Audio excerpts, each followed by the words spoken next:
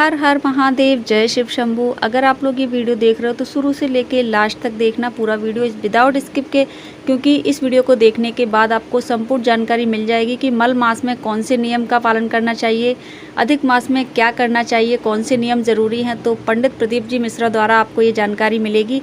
तो बहुत ही खास नियम है ये, तो आप पूरा वीडियो देखना। नियम बना लिया, अब इनको मालूम नहीं पड़ा कि सालों निकल गए, निकलते निकलते इनको नहीं मालूम पड़ा कि मल मास आ गया। और मल मास आया और वो मल मास, वो अधिक मास सावन के महीने में आ गया। संजोग ऐसा बन गया कि मल मास पूरा धीरे धीरे धीरे धीरे करते करते सावन के 15 दिन इधर रह गए, 15 दिन उधर रह गए, बीच में मल मास फंसा था। इस अधिक मास का पूरा महीना निकला, अमावस्या का दिन आ गया और इधर सावन लग रहा था, इधर अमावस्या पड़ गई और दूसरे दिन सावन के 15 दिन पड़ना थे, शिव के दिन पड़ना थे। और शास्त्र कहता है अधिक मास का आखिरी दिन और सावन का महीना वापिस लग रहा हो, उस दिन 33 कोटि देवी देवता भगवान शंकर के मंदिर में खड़े होकर अपनी जिंदगी का सारा पुण्य लौटाकर चालू कर देते हैं, पूरा पुण्य। अच्छा चलो, तुम लोग यहाँ मैनपुरी में रहते हो तो गिरिराज जी जाते हो? गोवर्धन कौन कौन जाता है? जाते हो आप लोग? तो अब रखिए, तो वहाँ पर अमावस्या पूर्णिमा को लोग भंडारा चलाते हैं। चलाते कि नहीं चलाते? आप लोग तो यहीं रहते हो ना। कहीं कहीं अमावस्या पूनम को अमावस्या पूर्णिमा को भंडारा क्यों चलाते हैं? उसका कारण क्या है? इनने कौन सी कथा सुन रखी है कि अमावस्या पूर्णिमा को भंडारा करो? अमावस्या के दिन कोई शंकर का भगत आ गया, कोई शिव का उपासक आ गया, कोई शिव का ओगरदानी का भगत आ गया, कोई नारायण का भगत आ गया, उसको कुछ खिला दो, उसका मुंह झूठा करा दो। आखिर कारण क्या? बड़े बड़े घरों में ब्राह्मण को निमंत्रण दिया जाता है, अमावस्या है पंडित जी आ जाना, भोजन कर जाना। पूर्णिमा है पंडित जी आ जाना, भोजन कर जाना। पूर्णिमा के दिन कथा कर जाना, अमावस्या के दिन कथा कर जाना। अमावस पूनम का ऐसा योग क्यों बनता है? उसका कारण केवल एक, शिव महापुराण की कथा कर रही है। अमावस्या अधिक मास के 30 दिन पूरे हो रहे हैं। अमावस्या का दिन था, दूसरे दिन सावन का महीना वापिस चालू, श्रावण वापिस चालू होना था।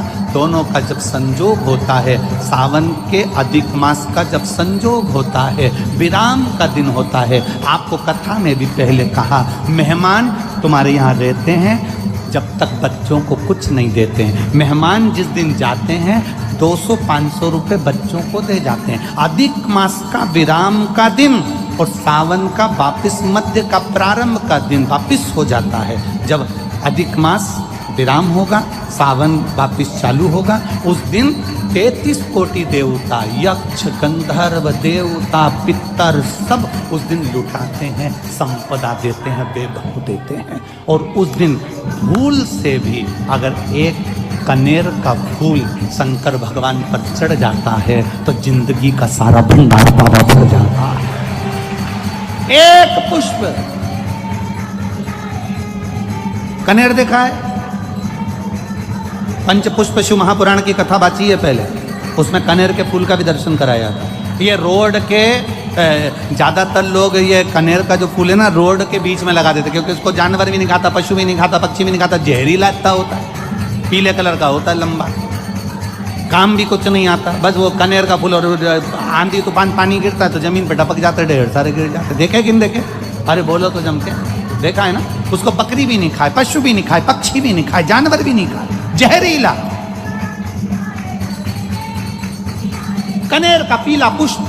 भूलवश आज राजा नल और दमयंती जा रहे थे, उनको फूल नहीं मिले, शिव जी को समर्पित करने के लिए कोई पुष्प ना मिला। इनको अंदाजा नहीं है कि आज अधिक मास का विराम है, आज दूसरे दिन सावन का वापिस मिलन है। इनको नहीं ज्ञात था कि 33 कोटि देवता अपना भंडार लुटाने के लिए तैयार रहते हैं। 33 कोटि फूल भाई। हमसे लोग कह रहे थे, गुरुजी आपने सीहोर की जो कावड़ यात्रा रखी वो 16 अगस्त को रखी, जिस दिन अधिक मास का विराम है और दूसरे दिन वापस सावन चालू है। कम से कम संडे को रखना था, रविवार को रखना था, तो लोग ज़्यादा आते पहुँचते। हमने कहा हमें लोगों से मतलब नहीं, हमें संजोग से मतलब है। जिस दिन बाबा को जल चढ़ेगा, कनेर का फूल चढ़ेगा, उस दिन बाबा मेरा कुबेर भंडारी कितना दे जाएगा यह किसी को नहीं मालूम। उस दिन लोग आने वाले कांवड़ियों को कितना खिलाएंगे और उनको क्या मिलेगा यह अंदाजा नहीं है। उस दिन कावड़ यात्रा का जल भरकर हमने सीहोर से रखी 10 किलोमीटर की। आपको भी निवेदन है, जो फ्री हो, जो उसके पास समय हो और जिसने जिंदगी में एक बार कुबेरेश्वर बाबा की कावड़ ना भरी हो, वो 16 अगस्त दिन बुधवार, शायद बुधवार पड़ना चाहिए, 16 अगस्त को सुबह 9 बजे सीवन का मैया का जल लेकर बाबा कुबेर भंडारी को 10 किलोमीटर दूर, सीहोर से 10 किलोमीटर की दूरी पड़ती है, बाबा का भजन करते हुए, नाम जाप करते हुए, 2 हाथ में सुंदर, या तो तुम कंधे पर कावड़ ले लो या हाथ में ले लो या बोतल ले लो, बाबा को समर्पित करके एक कनेर का पुष्प दिल से, जो ये दमयंती और नल की कथा करेगी, भूलवश चढ़ गए, भूलवश अनायास, मालूम नहीं है कि कनेर का पुष्प चढ़ गया। अब इनको पुष्प ना मिला, पुष्प ना मिला, ना मिलने पर इन्होंने देखा मार्ग से जाते जाते इस पुष्प पर ना पक्षी बैठ रहा है, ना पशु बैठ रहा है, ना इसको कोई खा रहा है, ना कोई जान रहा है। पुष्प देखा, कनेर का पुष्प सम्मुख था, खीरा और उठाकर उस दमयंती ने अपने पति नल को दिया। नल ने वो पुष्प देव अधिदेव महादेव को समर्पित किया।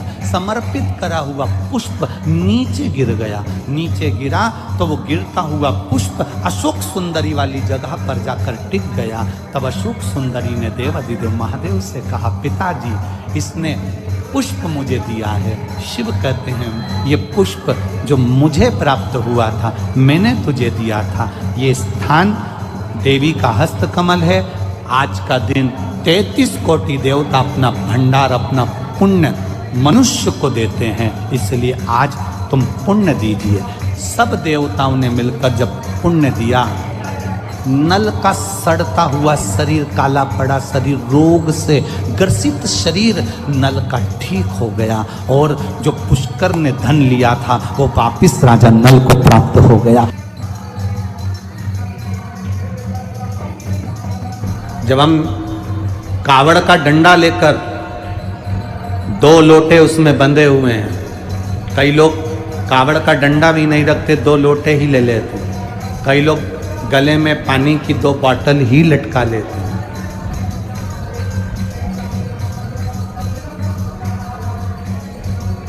शिव जी को जल चढ़ाया, एक कलश का जल शंकर जी को चढ़ाकर, दूसरे कलश का जल थोड़ा चढ़ाकर उसमें से जल बचाकर लाकर शिव का चढ़ा हुआ जल दूसरे वाला पात्र जो खाली करा है उसमें झेल कर लाकर, हम जिस स्थान पर अपना घर है, जिस घर के अंदर जो पानी का हंडा है, मटका है, परिंडा है, अब आपकी भाषा में आप क्या बोलते हो छत्तीसगढ़ में, जहाँ पानी भरते हो रसोई घर में, हंडा भरते हो, मटका भरते हो, पानी की बाल्टी, हंडा, जहां रसोई घर के अंदर पीने का पानी रखते हो, उस स्थान पर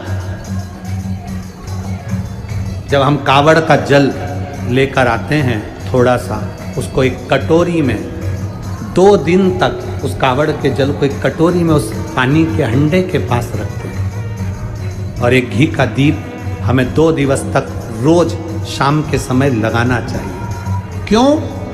उससे हमारे गए हुए जो पितृ हैं, पूर्वज हैं, वो जहां पर भी होते हैं उनकी मुक्ति तो होती ही है, साथ में वो हमको आशीर्वाद देते हैं, दूधो नहाओ पूतो फलो, और जीवन का आनंद सुख पा, ये हमारे पूर्वजों का फल हमें प्राप्त हो जाता है।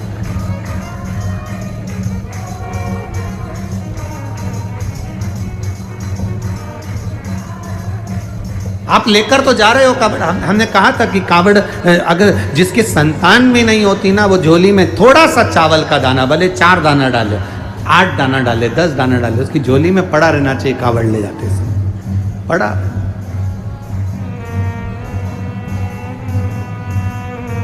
जो बेटी, जो बेटा, जो युवान बहन भाई जिस भाव से कावड़ उठा रहे हैं, वो अपने घर से जब स्वस्तिक, आप कुकू का, रोली का, जो रोली होती है, कंकु होता है, उसका जब स्वस्तिक बनाते समय आपके मन में कामना होना चाहिए कि जब स्वस्तिक, आप कुकू का, रोली का, जो रोली होती है, कंकु होता है, उसका जब स्वस्तिक बनाकर जाएं, तो स्वस्तिक बनाते समय आपके मन में कामना होना चाहिए कि मेरे बाबा, मैं तेरे भरोसे पर ये कावड़ लेकर आ रही हूं और मेरा विश्वास कहता है तो मुझे खाली नहीं छोड़ेगा। कावड़ का जल मैं चढ़ाऊंगी, और चढ़ाकर जब आऊंगी, ये मेरा विश्वास कहता है, अगली कांवड़ की जब तैयारी होगी ना बाबा, उससे पहले तू मेरी झोलियां खुशियों से भर देगा। ये मेरा विश्वास कहता है, ये मेरा भरोसा कहता है, ये मेरी दृढ़ता कहता है। दोस्तों, बरसों बाद सावन में अधिक मास पड़ा है, बहुत दिनों के बाद ये संयोग बना है।